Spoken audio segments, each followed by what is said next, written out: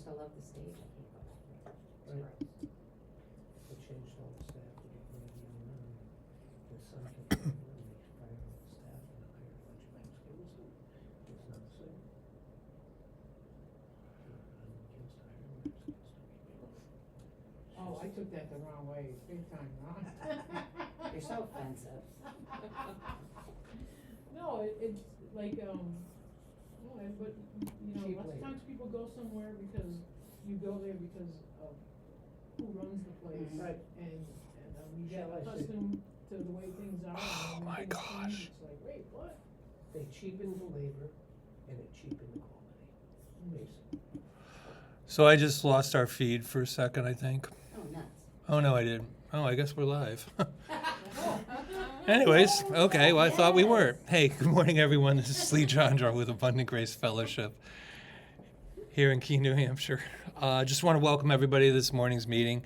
Today I'm going to talk about not going it alone. Before we start, I want to jump in and say that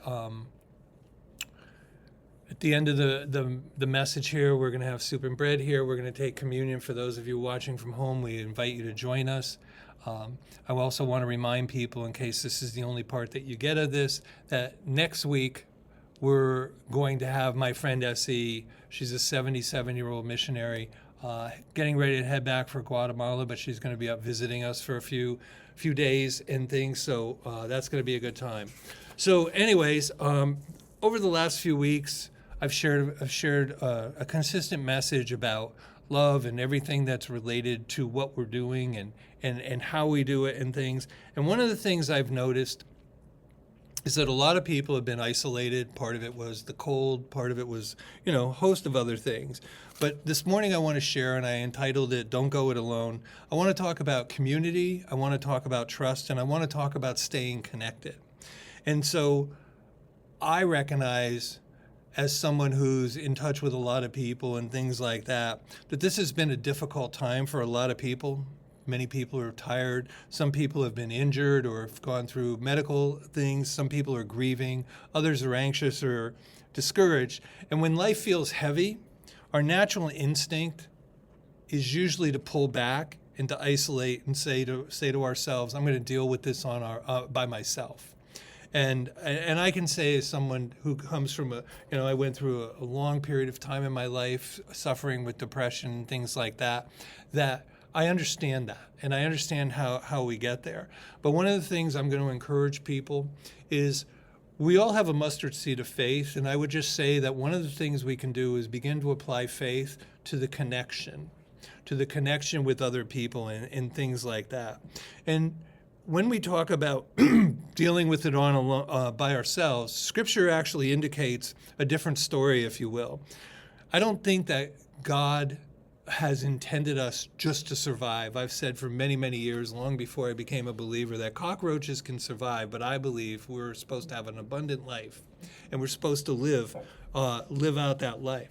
So I don't think we were created to live alone, or I don't think we were created to survive or thrive in our aloneness. And I always feel like I need to define this, and I'm going to do this again. I am not talking about being alone for the sake of being alone, sitting on a riverbank, going and grabbing a cup of coffee and sitting in a chair and just not talking to people. But I'm talking about the isolation that comes where people don't even feel connected when they're in a room full of people and things. Scriptures indicate to us that we were made for together. We were wired for community. We were wired to be together. Right from the beginning, God said it's not good for man to be alone, Genesis 2:18. This wasn't just about marriage. I know that it gets used a lot, but it's not just about marriage. It was to indicate to us that we are wired in a way that connects us one to another. We were made for relationship. We were made for community. We were made to walk through life shoulder to shoulder. Many people don't know, but we actually meet at a building that is owned by an organization, and it's a support group the shoulder to shoulder thinking.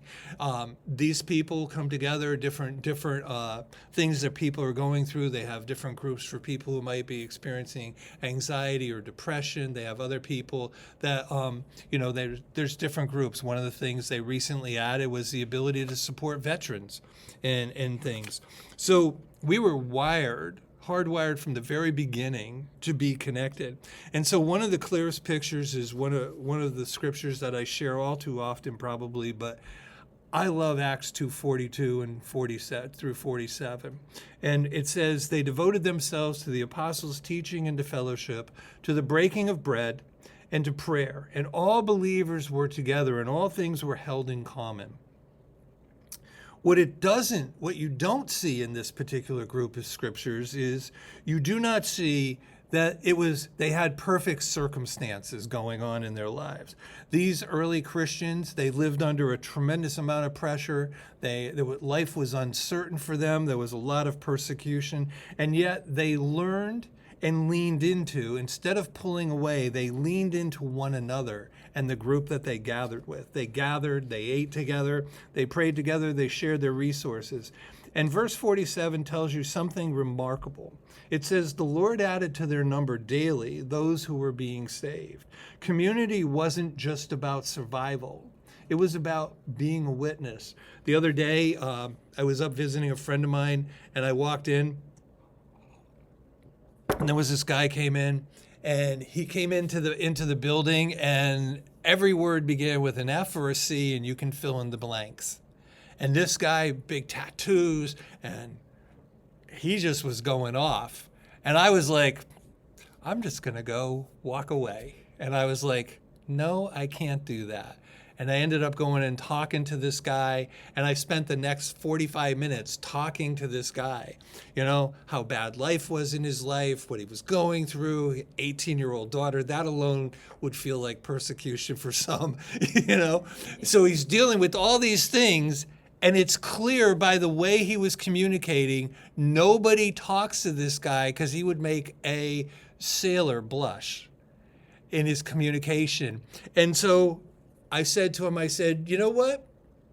Because we were in a place of business, and I said, you know what? We ought to get a coffee together. And I'm sitting there trying to hold those words back, and I'm like, we should get a coffee together. He goes, that would be great. And he goes, here's my number. And he gives me his number and everything. And as he went to leave, he says to me, don't forget, we're getting together for coffee. And I said, oh, don't worry, I won't forget.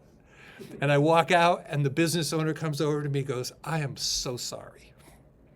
You're a man of God. And I laughed. I said, if you think that's the first person that ever came to me and F-bombed me, I said, fine. He goes, he used to be a really good guy. And I'm like, he's got cancer, and he's got this, and life has been unfair. And he's 20 years younger than me. And that was really hard for me to look at somebody who's 50 years old and going through this tough time. But I decided that you gotta do what you preach. That if you gotta reach out to the unlovables in life. I had a guy show up at my house the other day. We had sold something on Facebook, and I don't usually let people come to my house. I usually go deliver what I'm going to deliver in the Kohl's parking lot, because then they can't follow me home or whatever. Not that my vehicle is not visible, but so I'm out there, and I end up talking to this guy, and they told him he had muscular dystrophy, and I ended up talking to this guy for a half hour. I was like, I got things to do. Kept talking, not him, but me. We just ended up, and he didn't know about resources, and he didn't know about anything.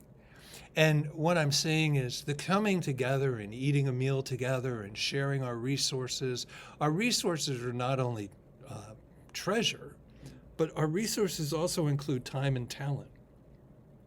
The ability to help others. So community wasn't just about survival. It was about being witness. I found, as someone who used to like to isolate, when I first came into the church, people were like, Lee's this prophetic voice and everything. Well, everything that I studied in the Bible of prophets was they all isolated. So that's what I was going to do.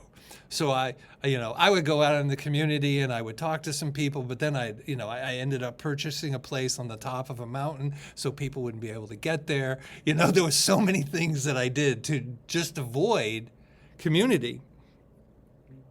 But what I realized in that process was that isolation is a quiet danger. Not just for me, but the people that are around me. It doesn't usually announce itself. It sounds reasonable. Isolation has a voice of reason. How many people have come up to you, or perhaps you've said the same words, I just don't want to be a burden. Or I just need some time. Or no one would understand anyways.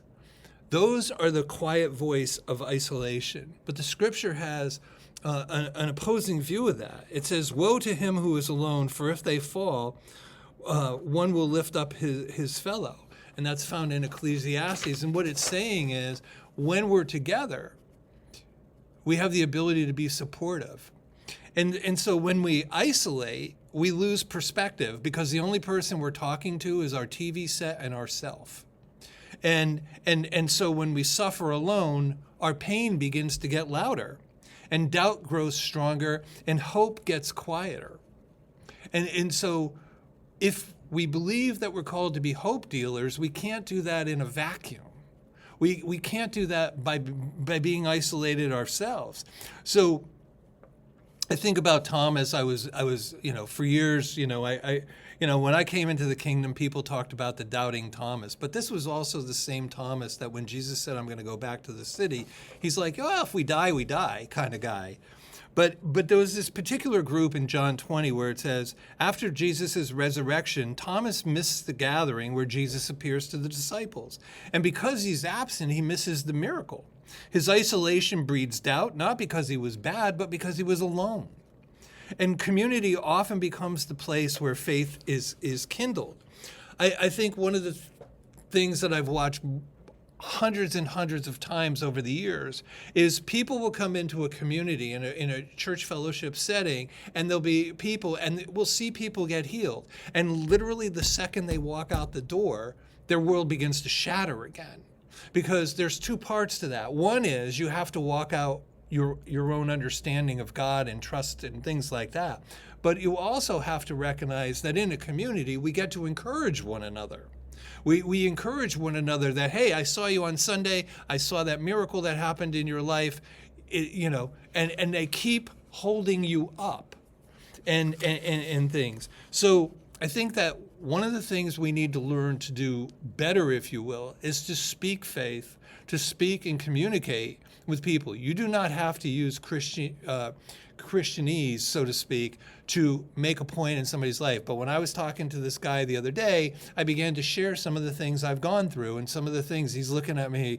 And then when he realized I was 20 years older than him, then the light started to come on a little bit and things, because our walk is faith. We either have faith in what's not going right or we have faith in what is going right. And more importantly, we have to have faith in the one that God is the greatest, and he's the one bestowing these things on our life. And I'm not talking about cars, Cadillacs, and cruisers. I'm talking about the ability to walk out and recognize your victory, even in the most difficult circumstances. Showing up is an act of faith. Hebrews 10 reminds us of this. It says, let us consider how we may spur one another on towards love and good deeds, not giving up meeting together, but encouraging one another. I will tell you, and here I am, a church leader. There have been mornings where I go, you know what? I'm just thinking I don't want to show up. I don't want to do this. Losing one of my best friends, a week or so ago, it's been really difficult. I've been trying to, stay in this realm of doing the things that I normally do and taking care of business, so to speak, but at the same time being able to grieve the loss of my friend here on earth, even though I know that he's ended up in a better place. And so in the middle of that, there was a few people that reached out to me and said, I'm really sorry about your loss. Just know that I'm here for you. And I value that, because those are the times where dark gets darker. So let us consider how we may spur one another on towards love and good deeds, not giving up meeting together, but encouraging one another. Sometimes encouragement isn't a speech. It's a presence. Sometimes faith looks like sitting in the circle even when you don't have the words. Sometimes trust looks like letting someone pray for you when you can't pray yourself. The early church didn't amaze the world with perfection. What they did was they amazed it with their devotion to God and to one another.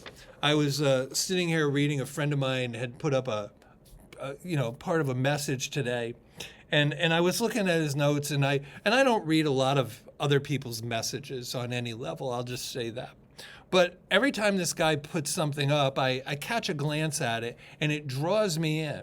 And one of the things he was talking about was the crucifixion and everything that followed in the persecution. And he made this point, and I mean, intuitively, I think we all go, oh yeah, I get that. But he made this point, he said, these people were not persecuted. You know, Caesar didn't care if they talked about an afterlife. He doesn't care, hey, you're going to heaven? Great, have fun with that.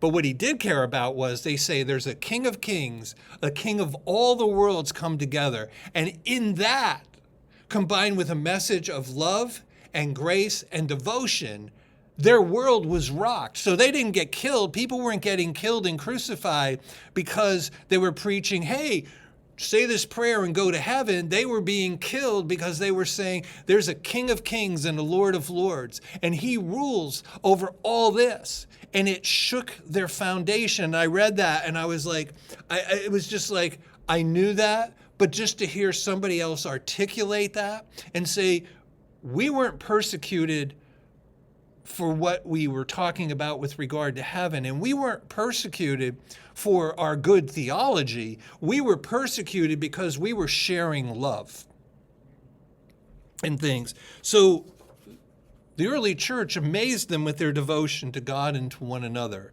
their love. Trusting God means trusting his design.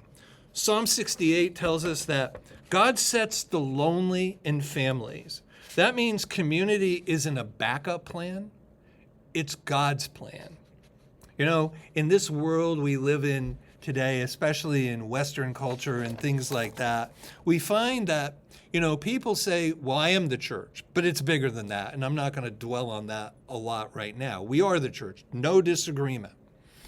But there's something about coming together and being able to be the ministers of reconciliation that we're called to be able to stand fast in the things, even when things are not going right about us. So if community isn't a backup plan, then we need to be able to trust God. It doesn't mean we pretend we're strong. In our weakness, we are made strong. My wife will tell you I had a revelation about this probably 10 years ago. And so I go to God and I go, I'm weak, you're strong, let's resolve this. You know, first three, Galatians 2:20, I am crucified with Christ. Not that I'm going to die. I was crucified with Christ, and the life I live through faith in the one who gave his life for me. Right? So Galatians 2:20 says this, I can't, he can, I'll let him. The first three steps of any program is I can't, he can, I'll let him. You go look at any 12-step program and read those steps, you'll find that the first thing you do is admit that you are powerless over X, whatever X is. And so trusting God doesn't mean I have to pretend I'm strong. It doesn't mean I pray for a stronger back. It means I believe that he works through his people, that he works through shared meals, that he works through honest conversations, and he works through prayers whispered and prayed aloud. So when I say that I trust God, what I'm saying is I open my life up enough to say, God, I need you. People used to say, is God a crutch to you? And I laughed. I said, no, he's life support. He is the air that I breathe. He is everything that I do. And I'm totally reliant on that, that he's never going to let me down. You know, I began to look at things a little differently in terms of prayer, and I've shared with people in our fellowship and others, you know, that a couple of months ago, I felt like I was leaving things out. So I put together a whiteboard with people to pray for and things like that. And I did that not because I have a system, but I did that because I forgot things. I forgot things. Not that I'm absent-minded. I'm just like, world's going and I get a call and somebody's sick or somebody's in the hospital. That goes out the window. So I established time for that. Established time to be able to do that. So it's okay to say to God, I need you. You know, there's a lot of people going around life going, I'm self-made. I go, yeah, good luck with that. You know, I would have believed that till I was about 26 years old, you know, and went through some really tough times. So here's some questions, and we're going to be taking communion in a little bit. So if you're at home and you want to gather up your, you know, bread, crackers, wine, juice, whatever it may be, I want to ask a few questions, and I think it's okay to ask questions. If you know, my wife used to say to me, she would ask me a question, I would respond with a question. Well, if you read with Jesus, Jesus was always asking questions to the questions that he was being asked. And I wasn't doing it to be rude, but oftentimes questions are to determine, you know, when Jesus asks a question, it's like, what's the color of your money, so to speak? It's what's your heart in a circumstance? Thanks, son. What's your circumstance? So some people will feel pressured by this, but this isn't intended to be pressure. You know, it's not. But I think we need to ask real questions of people. The first one is, this is an invitation, by the way. I think I want to say it this way. Thanks. That it's an invitation. Who are you walking with right now? Who are the people that you're with, not just on Sunday morning? Take Sunday morning off the table. Who are the people that come alongside you and encourage you, remind you of your faith, remind you of your trust, remind you of grace, remind you of love? Who are those people that you're walking with? You know, I was with a man the other day, a couple weeks ago, and he said to me, my parents were good people, but I didn't grow up with a lot of the things that you share. Not just here, but business and things like that. And he said to me, your grandson's really lucky. He lives with you and he gets to hear this. I go, well, ask him if he feels lucky, you know, kind of kidding around. But I joked with Jacob, I go, people think you're lucky because you live. And he just goes, ha, ha, ha. You know, but because he's with me so much, I feel like I'm always sharing life with him. You know, go ahead, buddy. Parents and grandparents were more of the condemnation sort of. Yeah, right. You know, it's a whole different world of Christ today than it was when we were young. Right. So it was brought up by somebody in the room that, you know, the Christ we were brought up with, hearing in a lot of the fellowships we attended, was a condemning voice. Like, you're going to die and go to hell. And my philosophy is, we're not here to hang people over hell in gasoline underwear. We're just not. No? You know? Love opens the doors. If love never fails, why don't we just jump to that step? You know? I mean, I believe there's validity in the epistles, things Paul wrote. I think there's validity. But if we start there, it never works out. It just never works out well. So who are you walking with? Who are you walking with? People? You know, I've always said this for probably 20 plus years. Every Paul needs a Timothy. Every Paul needs a Barnabas. We need people that are on the same plane with us. And every Timothy needs a Paul in his life. Needs someone to speak life apart from them. Wisdom doesn't come just by, God showing up and going, I've given you wisdom. But there's a reality to the wisdom that Solomon asked for. But there's also a wisdom that comes by just growing older. I wish they would come up with a better way, but they haven't yet. So, but I was talking to one of my friends the other day, and he'd just gone through a really tough time, and he said, he says, life is really, really hard. And I go, life is really, really hard when we don't listen. There are hard things that happen in our life. In this particular case, it was I didn't listen thing. But, you know, there's things that we can share that have brought value to our life, and we do not have to force feed it to people. We can just hand it out and see what they do with it, you know? So here's another question, an invite. Who knows your name? Who knows your story? And who knows your struggle? See, those are really important. Well, I don't talk to people about that stuff. I get that we want to look strong in the midst of all our stuff. But sometimes it's just like my friend who passed away, my friend Paul who passed away. You know, we could sit there and talk about anything. And if I was looking at a new revelation or I read some scripture that didn't sound like what I heard it shared with 20 years ago, I could share that with him. And he would just, sometimes he would roll his eyes and go, here we go. Lee's going to spin my head. That's what he would say to me. But he wouldn't judge me. I'm saying, I don't really understand how we get here, you know, or what we do with this. And so he knew he knew the challenges. When my wife was sick last year, he was one of those people that I could just talk with and say, and then when, you know, his wife had ended up in the hospital, you know, for a period of time because she had a brain bleed and things, there was so many things that sometimes you just need to be able to share those things. And you know, one of the things, because I've worked with a lot of people who are, you know, former military and things like that, you know, there's things that a lot of them just can't share. And even though I wasn't military and Paul was, he would share things with me, and sometimes I'd just come home and go, okay, I don't even know what to do with this. I just know that I need to be there and listen to what he's saying, you know? So who knows your name? Who knows your story? Who knows your struggle? And I'm not talking about just plopping it out on Facebook, by the way. You know, I understand that's a popular venue just to, you know, whatever. We won't even go there.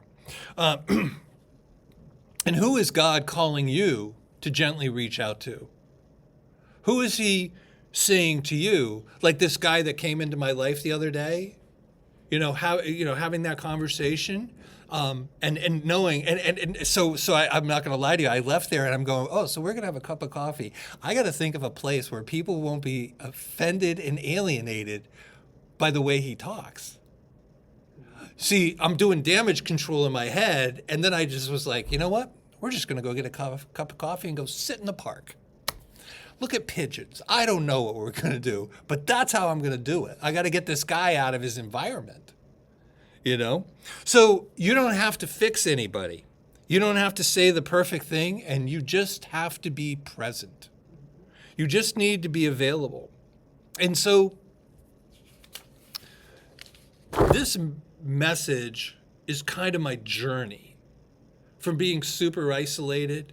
You know, when I first came into the kingdom, I was living on top of a mountain in the, you know, on Killington, you know, and nobody shows up during the week because we only ski on the weekends. So I had tennis court and hot tub and trampoline, and I could put my kids out on the tennis court so no bears would eat them because it was fenced in, you know, and I'd let them ride their bicycles. But I just like being away from people, you know. And then over time I had a spiritual dad come into my life, and he said, Lee, it's okay to preach like you do, but then you got to walk around and smell like the sheep. And I went, yeah, I don't know if I'm all on that page. I don't know if I want to be there. And then when I ended up moving into this region, my friend said to me, he says, you know, people like you because you don't show up often. I'm not so sure they can take a steady dose of you, you know, because you're just kind of weird. You know, you got that weird prophetic thing that you do. And I laughed. And then I was there about a month, and I realized, oh my gosh, this is not working out the way I thought it was going to work out, you know. But I'm grateful to God because he didn't leave us to carry our lives alone. And he's given us forgiveness when we withdraw, just out of exhaustion sometimes. And I want him to teach me how to lean on other people, to trust him more than I do today. I want to develop and have God be the underpinnings of a community of people that love one another, that share without thinking about it. As I said, next week we have a friend of ours is coming into the area. I've known her for 30 years. If you asked me when I was 26 if I would ever have people in my life for 30 years, I would be like, nope, next. That would have been my life when I was in my 20s. And, I lost a lot of friendships just because I didn't care back in those days in some levels too. I was like, there's always going to be another person, and now here I am at nearly 71 years old coming up. And I think about, what would have been different in my life? I mean, I think God uses all the things in my life that were out of control and crazy to get me to here. I don't think God wastes anything. But I do think that if I had a message to younger people, it's like, you don't have to live your life like that. You don't, I'm grateful. My grandson who lives with me, he's got a couple of good friends. He doesn't have a lot of friends, but he has a couple of good friends. And, he makes sure that he touches base with them and things like that. There's other people, and they have lots of friends. But it's not about the friends you have. It's about whether or not you can share your journey and be available when somebody else is going through their time. I look back just over the last few years and some of the business people who have come into my life, and like in my 20s, I wouldn't have gone near them. And now they're reaching out to me and they're sharing what's going on in their life and things. And one of them said to me, he goes, I don't know how you do what you do, meaning you just lost your friend Paul, and and he knew him, and then you got this person. And I'm like, it's a journey. It's a journey. I'm not into running a sprint. I never liked sprinting. Even when I was in track, nope, give me a javelin, give me a shot put, give me things that I can throw like a discus and I'm good. But if I got to run, that's not on my radar screen. But I am into marathons. I'm very consistent in my life for the most part. And I think that I want to share that with people. That coming together is really important. That sitting down and sharing people. When this businessman said to me the other day, he goes, well, you're a man of God. And I laughed. I laughed because of the way it was put. And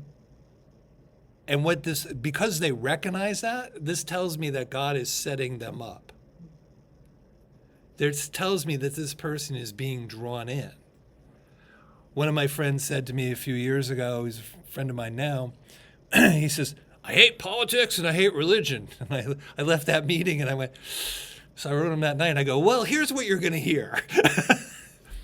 And now we're good friends. Don't be alone. Don't do it alone. Know that there's somebody there to undergird where you're at. This morning we're going to take communion together. And the practice of taking communion isn't a religious thing. It's a reminder thing. It's a prophetic thing indicating that we are one. When Jesus, everybody that shares what we call the Lord's Prayer, there's an interesting thing that I learned some 30 years about that. The first word of the Lord's Prayer is what? Our. It indicates that we're not in this alone. It's indicative that if we don't go any further in the Lord's Prayer, we're saying that we are all here and Jesus is the head of the church.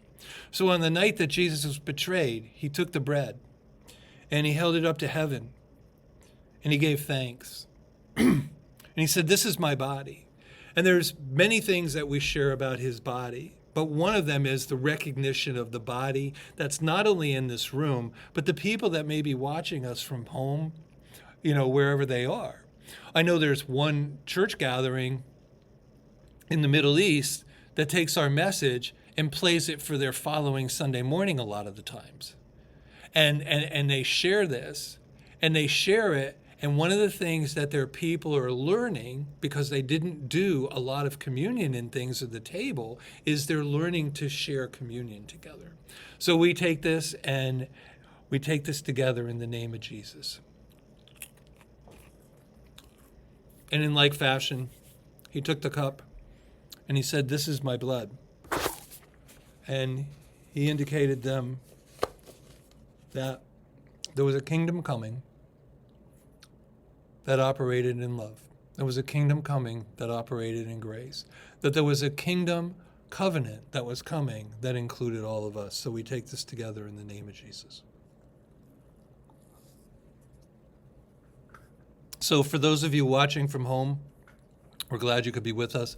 If you're folks that are in our fellowship proper, you come together, I want to let you know that we are going to try and figure out something for next week for a pop-up on Saturday for our friend SE. She's bringing a lot of her Western wear that's created in Guatemala where she lives, and she helps the village be able to meet the expenses of school, because in communities like that, the kids, if they want to go to school, they have to pay for it and things. So she's going to be with us. If you're in the area and you want to connect with her, we're going to be available and be able to put things together in a way that will allow connection. And of course, as I said, she's going to be with us on Sunday.